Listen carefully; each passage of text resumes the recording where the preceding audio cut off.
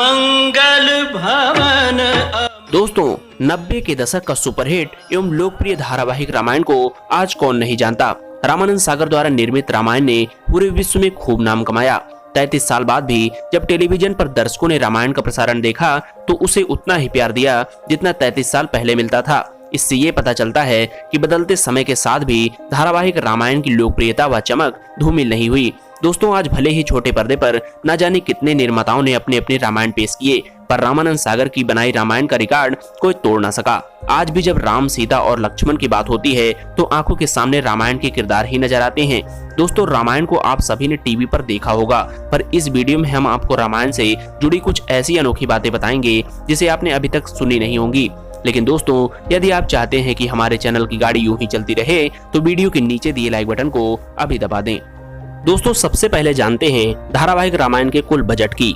तो आपको बता दें कि रामायण के सह निर्माता व रामानंद सागर के बेटे प्रेम सागर ने अपने एक इंटरव्यू में बताया था कि रामायण के एक एपिसोड पर करीब 9 लाख रुपए का खर्च आता था और पूरी रामायण के बनने में 8 से 10 करोड़ रुपए का खर्च आया था।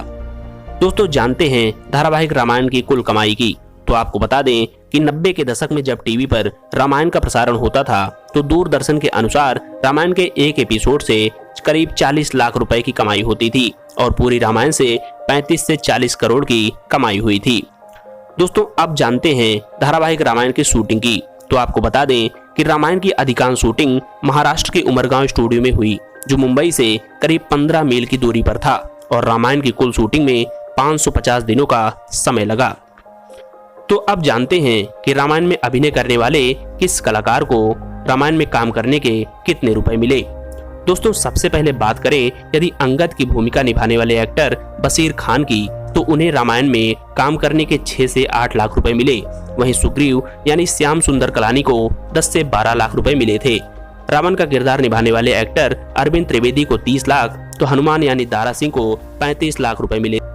वहीं मुख्य कलाकार जैसे लक्ष्मण यानी सुनील लहरी को 15 से 18 लाख, तो सीता यानी दीपिका चिखालिया को 20 लाख और सबसे ज्यादा मिले एक्टर अरुण गोविल को, जिन्होंने रामायण में राम की भूमिका निभाई।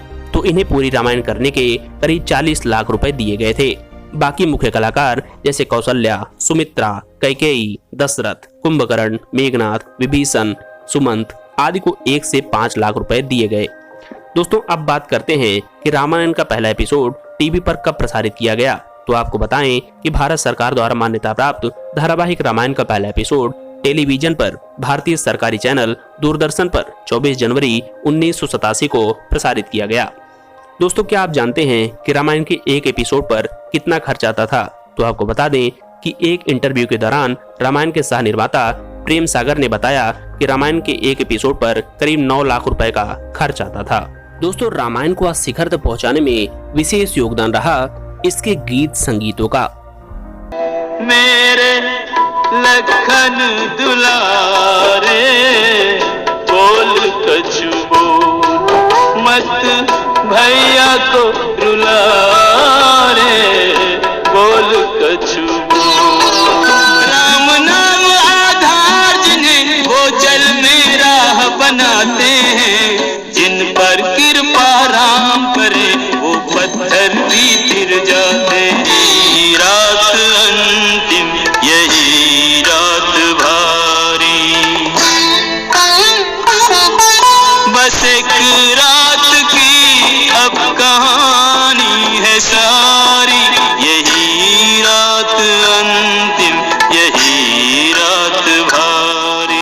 आपको बता दें कि रामायण में बहुत सारे मशहूर गायकों, संगीतकारों ने अपने सुरों का जादू बिखेरकर रामायण को जीवंत कर दिया। उन सभी गायकों के नाम हैं रविंद्र जैन, महेंद्र कपूर, मोहम्मद अजीज, कुमार सानू, अनुराधा पौडवाल, सुरेश वाडकर, नितिन मुकेश, कविता कृष्णमूर्ति, सब्बीर कुमार, केजे येसुदास, हेमलता, चंद्राणी मुखर्जी, सुधा मल्होत्रा, सुभा जोशी, संतोष देहरा।